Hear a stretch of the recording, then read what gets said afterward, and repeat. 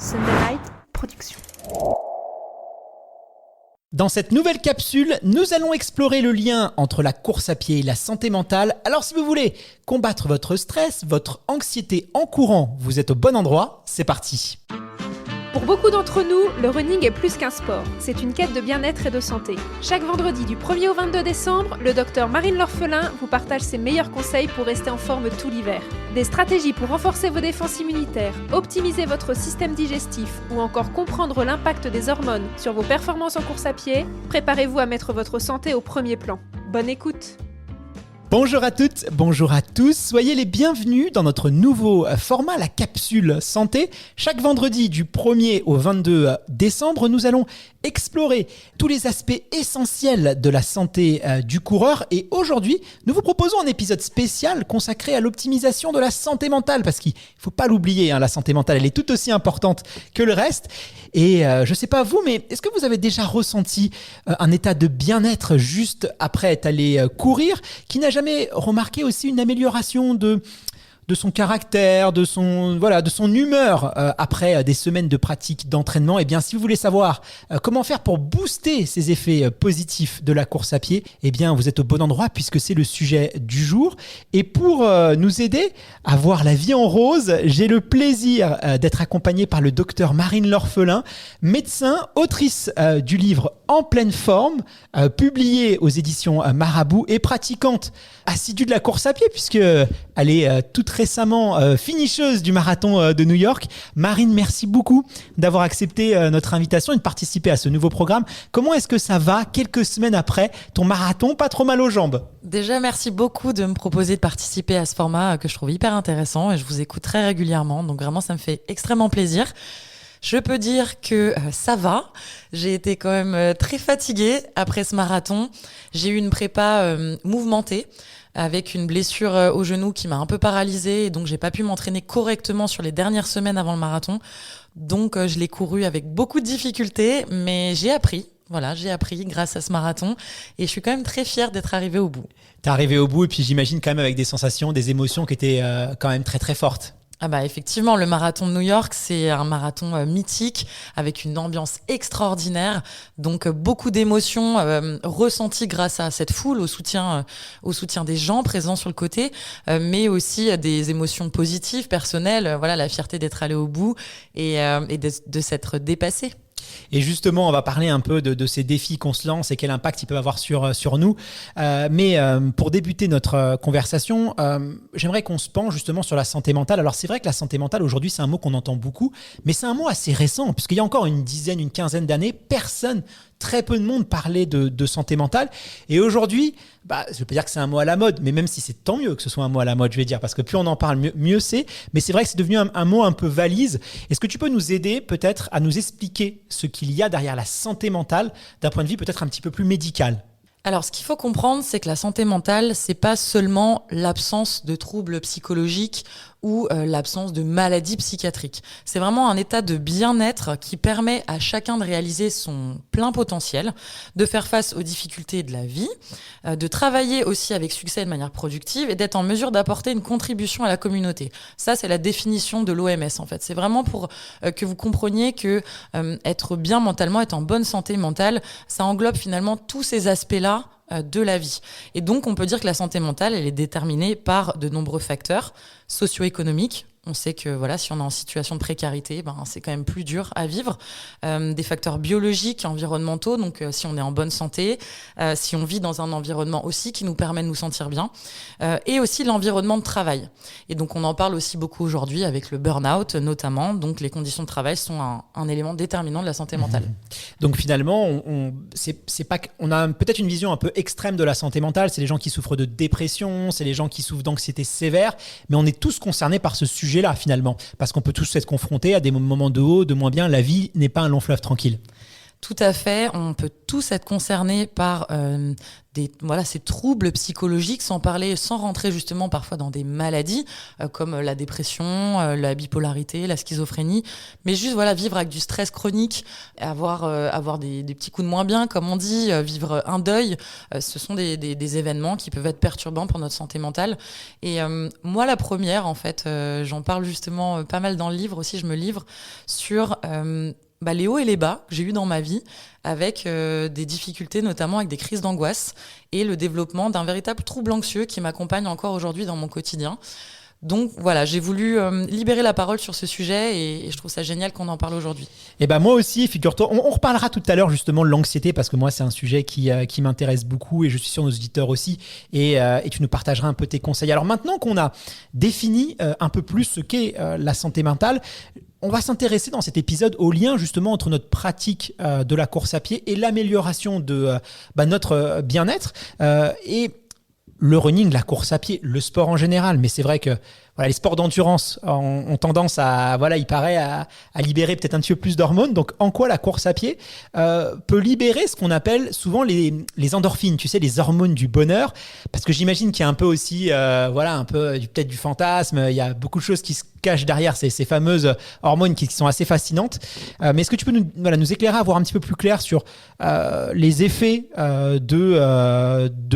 des endorphines, des neurotransmetteurs et surtout pourquoi en courant on a cette sensation de bien-être? Alors déjà, on va essayer de définir un petit peu ce terme d'endorphine. En fait, les endorphines, ce sont une grande famille d'hormones ou de molécules sécrétées ce mot, en fait, vient de endogène. Donc, en fait, ce sont des molécules qui sont sécrétées par le corps, à l'intérieur de notre corps. C'est ça que ça veut dire endogène. Et de la combinaison avec morphine, parce qu'elles ont un effet antalgique, antidouleur, comme la morphine. Et donc, en fait, on a effectivement compris au fur et à mesure des années que l'exercice physique relargue du coup ces endorphines, donc vraiment une grande famille de molécules, avec particulièrement 2 types de molécules à l'intérieur, ce qu'on appelle endocannabinoïdes et des molécules dérivées des opioïdes. Bref, en gros, endocannabinoïdes, ça ressemble à cannabis. On l'entend en fait dans le mot. Et donc, ces molécules-là, elles vont avoir un effet similaire à celui d'une drogue. Donc, une diminution de la douleur, une sensation de bien-être, un peu de planer, de l'euphorie parfois, et enfin, une diminution de l'anxiété, ce qu'on appelle l'anxiolyse. Et donc, il y a pas mal d'études en fait sur ce sujet des endorphines qui montrent qu'effectivement, une activité physique régulière, une activité physique intense peut libérer ces fameuses endorphines et donc participer à notre bien-être. Alors, tout ça, c'est fascinant. Ça montre à quel point tout est chimie un peu. Mais, et on l'a déjà tous remarqué, tu es une pratiquante régulière de course à pied. Moi aussi, c'est vrai qu'il y a des fois, je vais courir.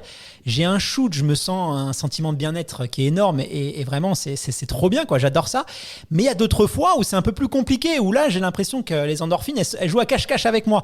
Et il y a beaucoup de gens qui ne sont pas des pratiquants réguliers de la course à pied qui se disent, tiens, je vais essayer d'aller courir parce que mon collègue de bureau, mon conjoint, ma conjointe, mes amis m'ont dit que vraiment, ça nous met dans un état de bien-être. Et puis qui vont courir et qui détestent ça et qui disent, moi, je n'ai aucun plaisir à pratiquer la course à pied. Du coup, est-ce que tu peux nous expliquer pourquoi il semble avoir une variation peut-être individuelle de production d'endorphines et pourquoi on n'a pas l'impression que c'est tout le temps non plus? Alors, je suis pas une grande spécialiste quand même sur le sujet, mais je vais essayer de déjà vous donner quelques éléments que j'ai pu identifier. Déjà, oui, une variabilité inter-individuelle dans le plaisir qu'on va ressentir à pratiquer. Parce que y a quand même une notion parfois de douleur dans la pratique. Et donc cette douleur, est-ce qu'on arrive à la surmonter? Est-ce que vraiment elle est trop intense pour que justement ces endorphines arrivent à la contrer? On sait déjà aussi que les endorphines apparaissent au bout d'un certain moment de pratique. Donc au début d'une séance, ça peut être quand même particulièrement difficile et ça peut démotiver certaines personnes. Après aussi, ce qui a été identifié, c'est que une pratique plus régulière augmente la production des endorphines. Donc, plus vous êtes régulier dans votre pratique et plus vous allez ressentir quand même ces effets de bien-être. Et enfin, des séances plus intenses, donc quand on va augmenter l'intensité vraiment, soit dans la durée ou dans la puissance qu'on va mettre dans notre course, là aussi, on va avoir une augmentation des endorphines. Mais des fois, c'est pas immédiat. C'est-à-dire, des fois, on peut aller faire un footing et vraiment être dans un état de bien-être et se sentir très très bien. Vraiment, ce qu'on appelle le flow. Les Américains ont pas mal théorisé ça, cet état qu'on appelle de flow. On a l'impression de voler, on plane quoi. Et d'autres fois, surtout quand on va faire des séances un peu plus intensives, c'est dur sur le moment. Mais quand on rentre, on a pris la douche, le soir, on est un peu shooté, quoi. Et c'est vrai que ça se manifeste pas tout le temps. Si on veut récapituler un peu ce qu'on s'est dit là, imaginons 2 cas de figure. Un coureur assez assidu qui voudrait justement un peu peut-être ressentir un peu plus ses effets, ses endorphines sur son corps, et un coureur amateur qui lui cherche à les avoir. Quel conseil tu pourrais donner pour ces 2 types de profils de coureurs assez différents? Alors, je dirais pour le coureur amateur, c'est déjà d'essayer d'atteindre quand même une durée dans sa pratique. Parce qu'on a vu en fait que les endorphines sont sécrétées au bout d'un certain temps et des études disent au bout de 45 minutes. Donc, on va pas forcément les ressentir sur une séance de 15-20 minutes. Donc, il va falloir aller chercher quand même un petit peu ce stade-là. Donc, ça peut être au niveau de chacun, hein, sans mettre une grande intensité, pardon. Mais voilà, aller chercher quand même cette durée. Et puis pour le coureur qui du coup pratique de manière régulière, eh bien au contraire, ça va être aller chercher l'intensité, comme je l'ai dit juste avant, donc d'essayer de pousser un petit peu plus, avec une séance un peu plus difficile, plus de vitesse ou plus longue. Bon, merci en tout cas pour tous ces précieux conseils. Marine, de nombreuses études ont suggéré qu'une activité physique régulière comme la course à pied peut aussi avoir un impact justement sur tout ce qui est gestion du stress, gestion de l'anxiété, peut aussi servir de prévention aussi pour les états dépressifs, ou peut faire partie aussi d'un processus d'amélioration de la qualité de vie pour les personnes qui souffrent de dépression. Tu nous disais en introduction tout à l'heure, et tu en parles dans ton livre justement, sur toi, les troubles anxieux que tu peux avoir. Alors j'ai envie qu'on insiste un petit peu sur ça, parce que l'anxiété, c'est souvent confondu avec le stress et on n'a pas vraiment de définition exacte de ce qu'est l'anxiété. Est-ce que tu peux nous parler un peu plus de cet état et peut-être ton expérience personnelle et nous dire si, toi, le sport est justement une solution que tu as trouvée pour pallier à ce problème? Le stress, déjà, c'est un mécanisme normal à la base. On a tous des réactions de stress face à des choses qui nous font peur. Et cette réaction du corps, cette production de stress est liée à la production de certaines hormones qui vont mettre en alerte un peu notre corps pour qu'on soit capable de réagir plus vite à un danger, à une peur. Donc le stress, finalement, on en parle beaucoup de manière négative, mais finalement, c'est aussi quelque chose de positif qui peut nous aider à être plus concentrés, à être plus réactifs, à être plus réveillés aussi. Donc je pense que déjà, il faut arriver aussi de temps en temps à voir le stress aussi d'une manière positive, à l'aborder d'une manière plus positive. L'anxiété, par contre, c'est quand on subit un stress de manière chronique qui va s'installer dans notre quotidien et qui va en fait engendrer des réactions d'anticipation chez la personne qui est constamment stressée. C'est-à-dire que la personne qui est anxieuse, qui souffre d'anxiété chronique, va avoir peur d'avoir peur. Et donc, elle va mettre en place des mécanismes de défense pour éviter d'être dans des situations qui l'inquiètent et qui lui font peur. Donc, ça veut dire, par exemple, si on commence à être stressé dans des lieux publics, ça veut dire parfois développer une agoraphobie. Avoir peur après d'aller dans ces lieux publics parce qu'on a peur de sentir cette peur et de se retrouver dans une situation de panique au milieu de tout le monde. Donc, quand on vit avec de l'anxiété, on est constamment en fait en train d'anticiper et de penser à ces choses qui nous inquiètent et qui nous stressent. En fait, tout va bien, mais on se dit, imagine qu'il arrive ceci, imagine qu'il arrive cela. C'est le marathonien qui va... Tout va bien, mais il va se dire, mais si je me blesse, si je tombe malade. Et en fait, c'est comme ça après qu'on peut avoir certains troubles qui viennent se mettre. Exactement, avec des symptômes aussi quand même dans le quotidien, avec des symptômes de stress qu'on connaît tous, des palpitations. Tachycardie, tachycardie. Insomnie, bien sûr. Exactement, beaucoup de troubles du sommeil. Renfermement sur soi aussi, ça peut... Exactement, isolement social, tout à fait. Alors... Toi, le sport, est-ce que tu as vu quand même un effet positif? Est-ce que tu penses que ça a eu un impact? Parce qu'on sait, j'en parle parce que on sait qu'il y a une surreprésentation chez les sportifs de ces troubles anxieux, parce que c'est aussi un peu une forme d'automédication des fois, et qui vont vers le sport. Voilà, les personnes qui nous écoutent peut-être se sont identifiées sur certaines choses que tu as dit, et ils vont vers le sport justement pour peut-être de manière même inconsciente, parce que ça leur fait du bien. Est-ce que toi, tu as remarqué quelque chose par rapport à ça avec ton expérience personnelle? Mais c'est exactement ça. Je fais partie de ces personnes qui se servent du sport pour aller mieux, en tout cas pour aller mieux mentalement, psychologiquement. Moi, à travers mon cursus, à travers mes études médicales, j'ai eu beaucoup de stress, de moments où je devais passer des concours. À côté, j'ai eu une vie médiatique bien remplie, avec un planning très chargé, où je dormais pas beaucoup. Et j'ai commencé à développer en fait cette anxiété, alors que j'avais arrêté le sport, j'avais plus le temps, je prenais plus le temps. Et en fait, je me suis rendu compte que j'en avais absolument besoin. Le sport et particulièrement la course à pied est devenu vraiment mon exutoire, mon moment où justement je déconnecte un petit peu des réseaux sociaux, je pose le téléphone, je peux écouter un podcast, écouter de la musique, profiter de la nature environnante pour me recharger, comme je le dis souvent, en ondes positives et vider un peu mon sac de stress et d'inquiétude. Donc moi, effectivement, aujourd'hui, la course à pied est vraiment un régulateur de mon bien-être. Bon, je pense qu'on est nombreux à se reconnaître dans ce que tu dis. Après, il y a des pathologies qui peuvent être plus graves, et on voit souvent sur les réseaux sociaux des gens qui vont un peu peut-être trop glorifier le sport en disant que c'est un peu la solution à tout. Et c'est vrai qu'il y a aussi des limites à ça, et que parfois sur des troubles plus graves, plus sérieux, plus sévères, une prise en charge psychologique avec par exemple des thérapies par la parole avec des professionnels de santé, ou même après des fois des recours à des médicaments, c'est pas un tabou, parce que au niveau neurologique il peut se passer des choses. Il faut pas non plus penser que le sport est la solution à tout, et on ne guérit pas de la dépression en courant comme on peut l'entendre des fois sur les réseaux. On peut traiter certains symptômes de la dépression, mais en tout cas chez certaines personnes, c'est pas le sport, voilà, parce que la dépression peut avoir plein de causes multiples, variées, qui vont de l'alimentation au bien-être, à l'histoire personnelle. Enfin, il y a plein de causes, et il n'y a pas une solution qui marcherait pour toutes ces causes-là. Tu fais bien de le rappeler. La dépression déjà se stadifie en fonction de sa sévérité. On peut souffrir d'une dépression légère, modérée ou sévère. Et en fonction des différents stades, on va proposer une prise en charge la plus adaptée et individualisée aussi, bien sûr.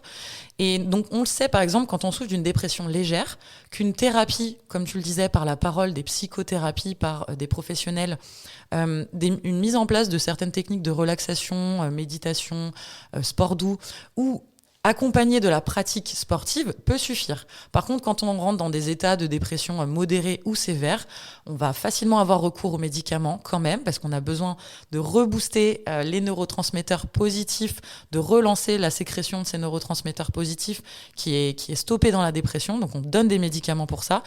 Et on accompagne des psychothérapies, éventuellement du sport si on y arrive. Mais ça peut être difficile en fait de faire du sport quand on est déprimé. Oui, parce qu'on n'a pas de motivation, on n'a pas d'endorphine, on n'a pas de dopamine aussi. Et la dopamine, c'est ce qui va on sécrète plus de dopamine, et c'est la dopamine, c'est ce qui nous motive à faire quelque chose. Donc des fois, c'est pas si simple que ça. Exactement. Dans la dépression, un des symptômes principaux, c'est la perte d'envie, la perte de plaisir, et on dit même parfois la perte d'élan vital. On n'a plus envie de rien, en fait. Et donc, sortir de son lit, c'est compliqué. Se faire à manger, c'est compliqué. Et donc, aller à une séance de sport, c'est le bout du monde. C'est extrêmement compliqué. Et donc, quand on souffre de dépression à ce stade-là, on a besoin d'être absolument accompagné. Et en tant que professionnel de santé, nous, on va beaucoup se reposer sur l'entourage, sur les proches, et essayer de faire participer l'entourage en disant essayez d'aller les faire marcher, d'aller les faire les sortir de leur environnement, essayer de les mettre un petit peu au sport si vous y arrivez, mais on va vraiment se servir de l'entourage, des clubs, des coachs sportifs, et aussi des enseignants en activité physique adaptée, en activité physique adaptée, parce qu'ils ont l'habitude de prendre en charge ces patients qui ont des vrais troubles et qui ont vraiment besoin d'avoir un coaching approprié. Ouais, c'était important d'ouvrir cette parenthèse, parce que c'est vrai que nous, les sportifs, on connaît les bienfaits du sport, voilà, quand on pratique du sport, on voit un peu la motivation, l'estime de soi, la confiance en soi. On va en parler tout à l'heure justement. Et donc on a envie de partager un peu ça, mais des fois on est déconnecté avec la réalité d'une personne qui souffre de dépression. Et souvent, dès que ça touche le cerveau, les médicaments c'est souvent mal vu, tu vois. Alors qu'on va jamais reprocher à un diabétique de prendre de l'insuline ou une personne qui souffre du cœur de prendre des médicaments pour son cœur. Mais dès que ça touche le cerveau, en fait, il y a une espèce de tabou. On ne sait pas trop pourquoi.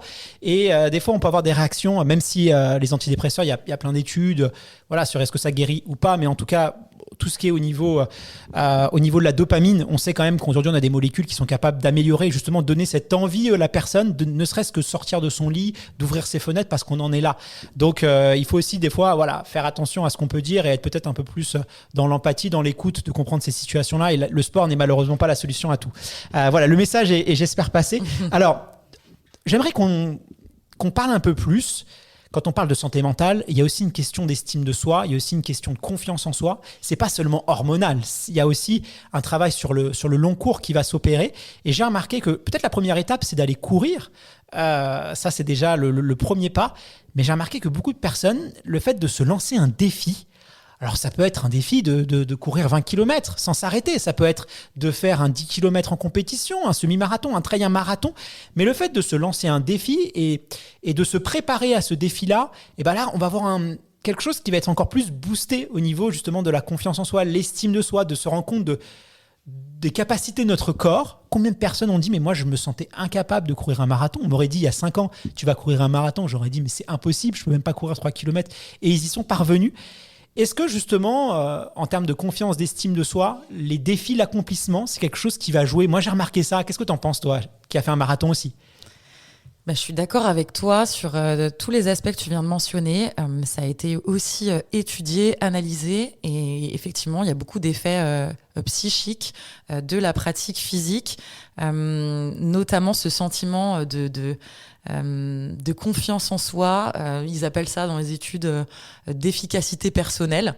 En gros, d'avoir réussi en fait à tenir un planning d'entraînement, n'avoir pas abandonné et d'être allé au bout de son défi personnel. Et pour certaines personnes, le défi commence déjà en reprenant la course à pied ou en courant 5 km. Et je le vois, ces personnes-là qui étaient très sédentaires ou qui n'avaient jamais couru, qui ne savaient pas comment faire, ressentent déjà tellement de bénéfices en fait à courir ces 5 km qu'après voilà, ils se prennent au jeu tout simplement, et puis ils ont envie de progresser. Et je crois que quand on est, moi personnellement, j'ai besoin des objectifs pour apprendre à mieux me connaître physiquement, apprendre à mieux me connaître mentalement aussi, parce que quand on se met un peu en difficulté sur un objectif de longueur, de durée, on va aller chercher des ressources en soi qu'on n'imaginait pas en fait. Moi, j'ai découvert ça là, voilà, récemment sur le marathon, un peu sur le trail aussi, même si pour l'instant, j'ai pas fait beaucoup de trails très longs.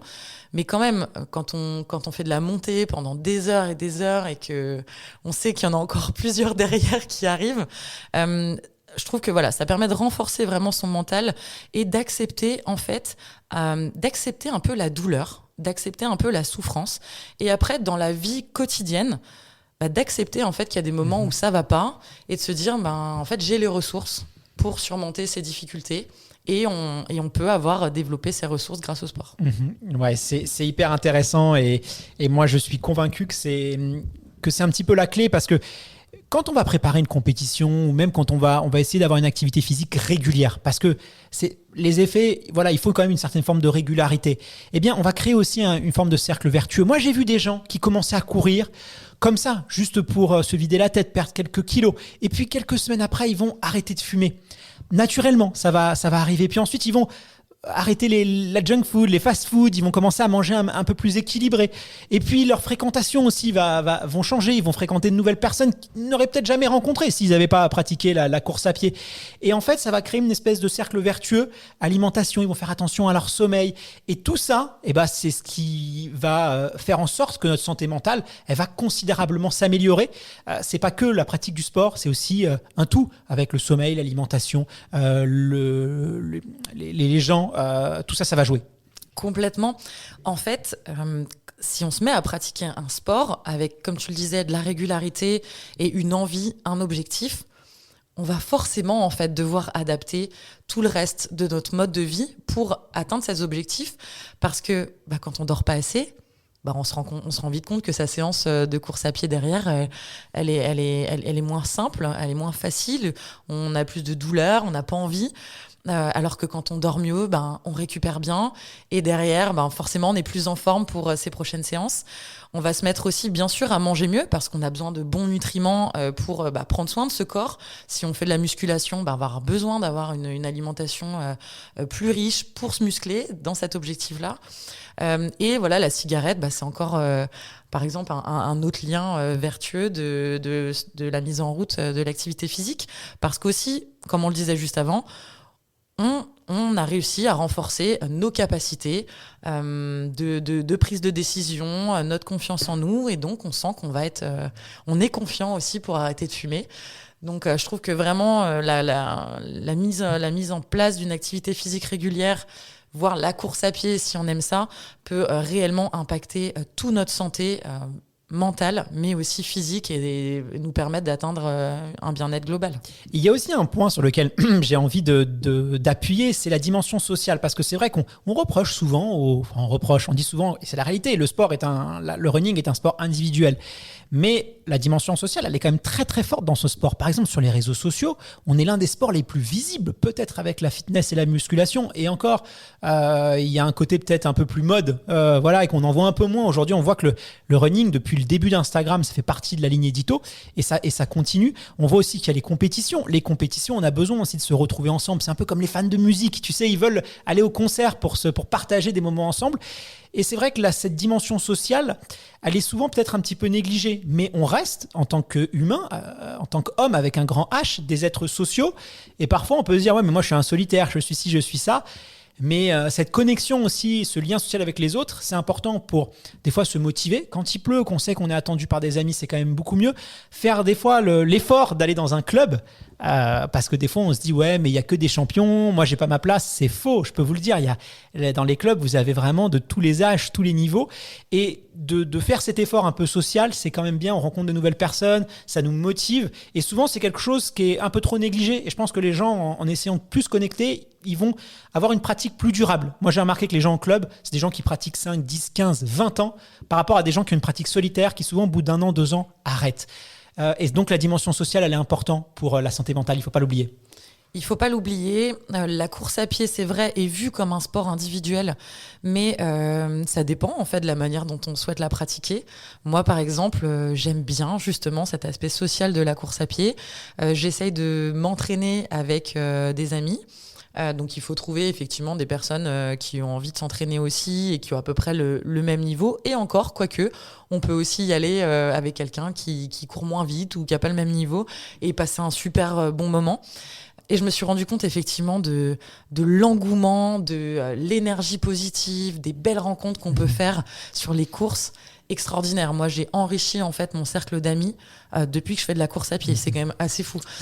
Et si on revient du coup au sujet de la santé mentale, bien évidemment, l'isolement, c'est un facteur favorisant de troubles anxieux, de dépression, voire même de déclin cognitif chez la personne âgée.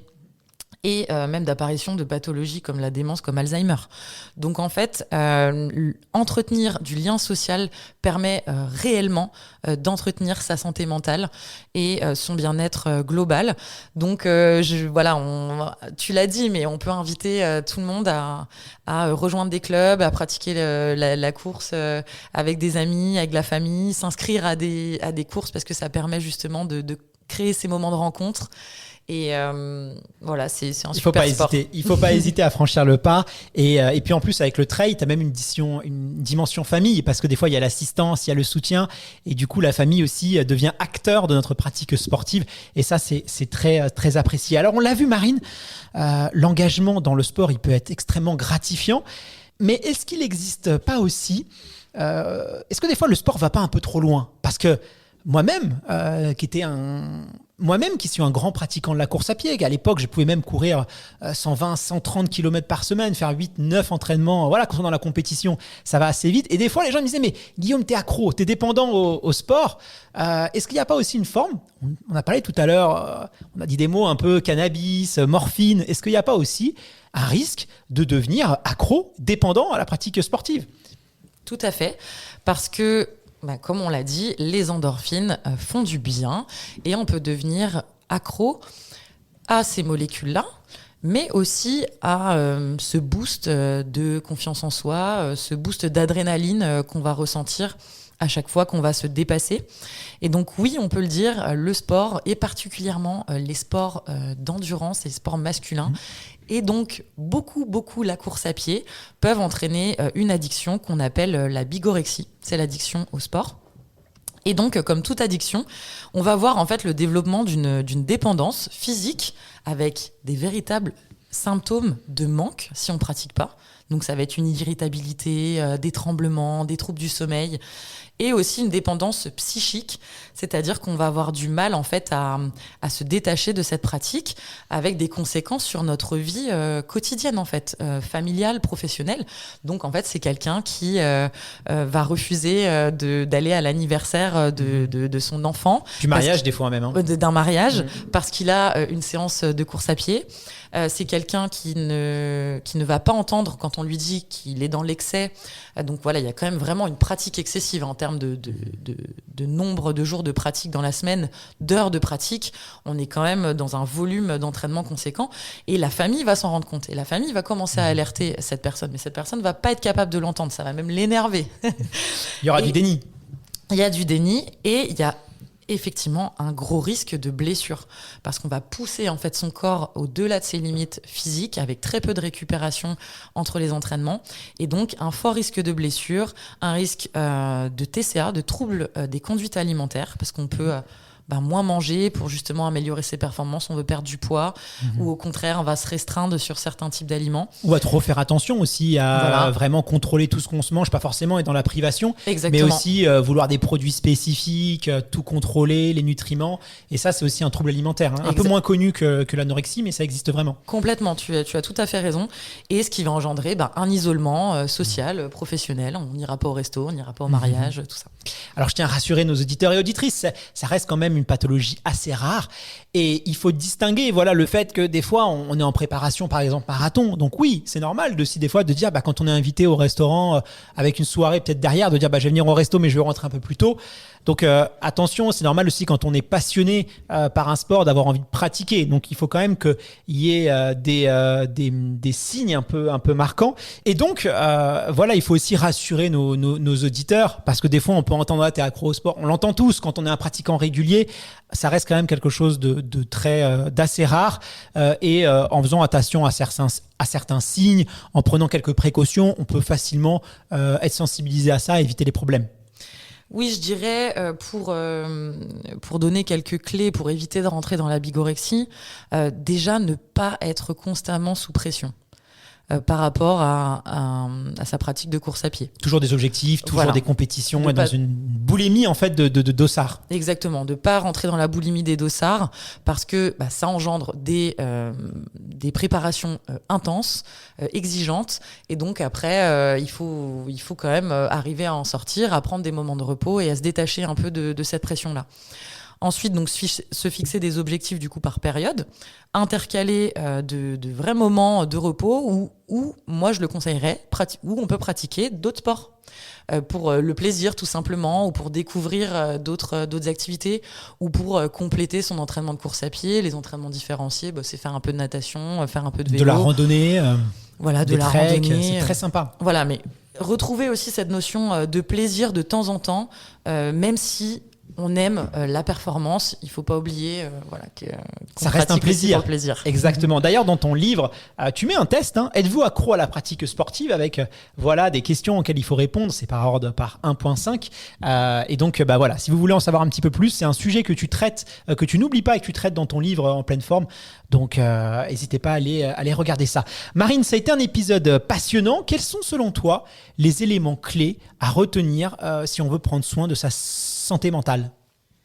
Prendre soin de sa santé mentale, c'est un travail du quotidien, je dirais. On peut tous être concernés, donc déjà libérer la parole sur ce sujet, se faire aider par des professionnels de santé si on a besoin. Et bien sûr, l'activité physique et la course à pied peuvent énormément faire du bien à la tête. Si vous souffrez de troubles anxieux, vous pouvez vous remettre à la pratique sportive. Si vous souffrez d'une dépression, vous pouvez aussi, bien sûr. Et on le sait aujourd'hui, l'activité physique est vraiment un traitement justement de ces différents troubles. Donc voilà, n'hésitez pas à vous faire accompagner. C'est vraiment le message pour retrouver ce plaisir de pratiquer et avoir un effet positif sur votre santé globale. Merci beaucoup Marine. On se retrouve la semaine prochaine, dès vendredi prochain, pour un nouvel épisode de cette capsule santé. Dans les prochains épisodes, on va parler des hormones. C'est des sujets un petit peu rares. On va parler du système digestif, on va parler du système immunitaire. On sera sur des sujets un peu plus médicaux, mais c'était important pour nous de commencer, d'introduire ce nouveau programme en parlant de santé mentale parce que c'est un sujet hautement important. Je rappelle le nom de ton livre, En pleine forme, paru aux éditions Marabout. Voilà, un très bon cadeau de Noël si vous voulez faire plaisir ou pourquoi pas peut-être donner l'envie aussi à vos proches de faire un peu plus attention à sa santé. C'est un excellent cadeau à mettre sous le sapin. Rendez-vous vendredi prochain. Merci à tous celles et ceux de nous avoir suivis jusqu'au bout. À très vite.